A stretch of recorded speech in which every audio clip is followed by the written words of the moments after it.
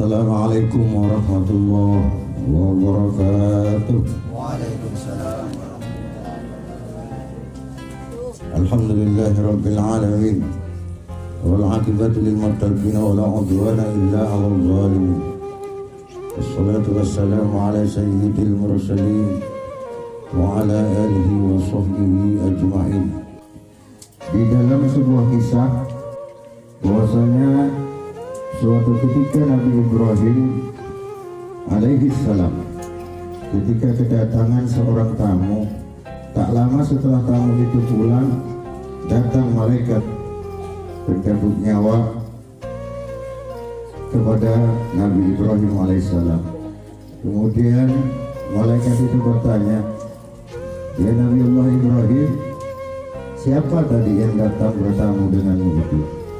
Nabi Ibrahim menjawab, "Dia adalah sahabatku sekaligus muridku."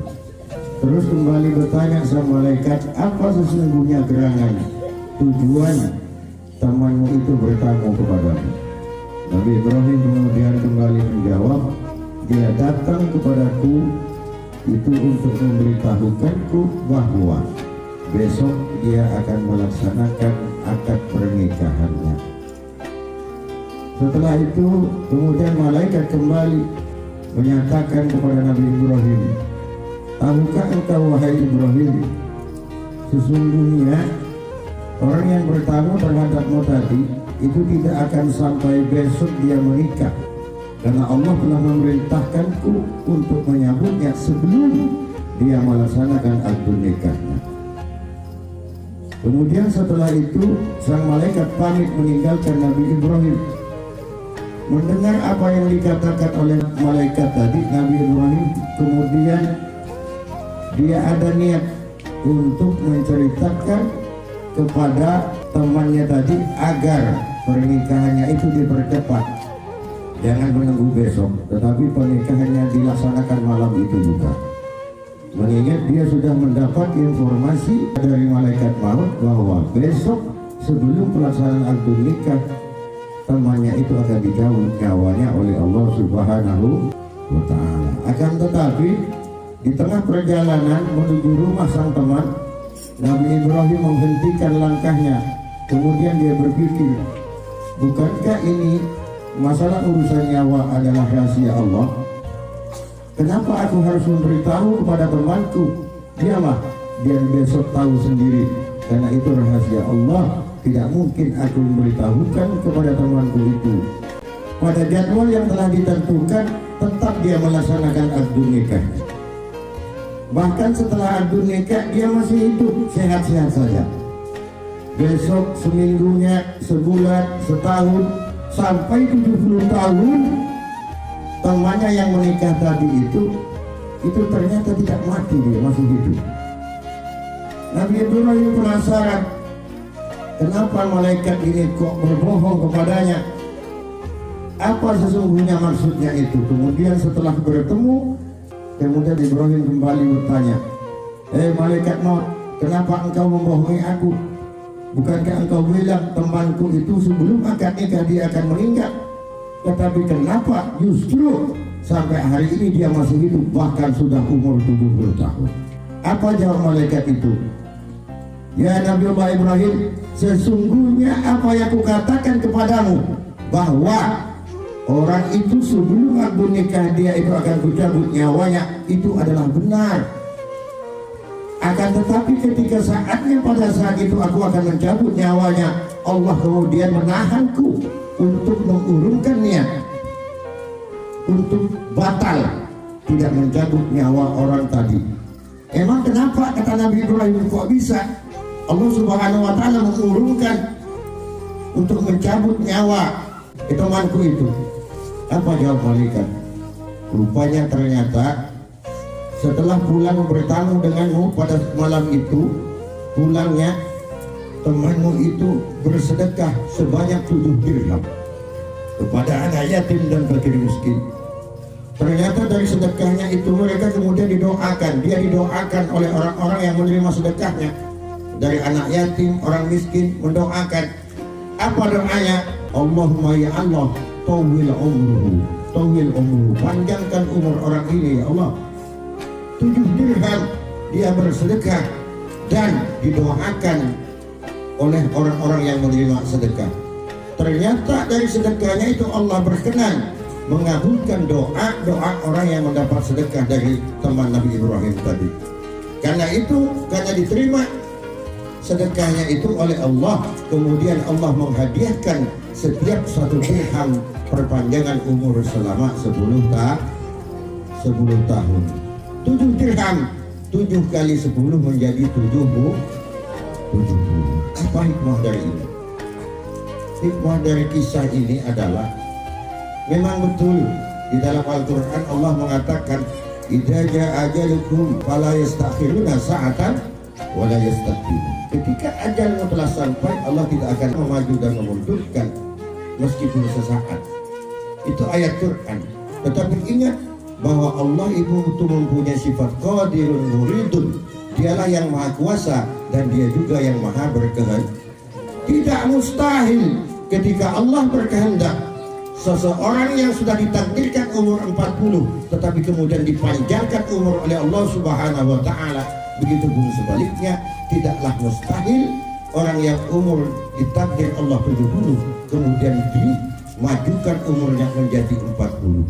Artinya sesungguhnya doa itu bisa merubah segalanya. Makanya kata Rasulullah, ad-du'a'u mukhul ibadah. Doa itu adalah tulang punggungnya ibadah, tulang sumsum. Itu pokok. Jadi jangan pernah kita gengsi untuk berdoa kepada Allah Subhanahu wa taala. Jangan pernah kita malas untuk selalu berdoa kepada Allah Subhanahu wa taala. Di dalam semua keadaan, baik itu setelah sholat, dalam keadaan pengajian seperti ini, apalagi ketika ada jemaah 40 orang, itu dipastikan kata Rasulullah, dipastikan doa yang dimana doa itu bersama-sama ada 40 orang, maka dipastikan doa itu diterima oleh Allah Subhanahu wa ta'ala. Kenapa? Karena satu di antara 40 itu pasti ada yang diangkat menjadi wali oleh Allah pada saat itu. Bisa saja Ustadz Abdul Wahab, bisa saja Ustadz yang lain, bisa saja di antara ibu ini yang diangkat menjadi wali pada saat ini, saat kita berdoa nanti. Kita tidak tahu siapa di antara yang hadir malam ini yang betul-betul dicintai oleh Allah, yang betul-betul dikasihi oleh Allah, yang betul-betul diterima doanya oleh Allah Subhanahu wa ta'ala. Karena doa itu berkaitan dengan ketulusan. Kalau tak tulus, jangankan kepada Allah, kepada sesama manusia aja, kalau tidak dengan ketulusan, itu tidak akan ada efek positifnya. Cinta, katanya aku cinta kepadamu deh, tapi tidak tulus dia. Wah, cintamu gombal bang.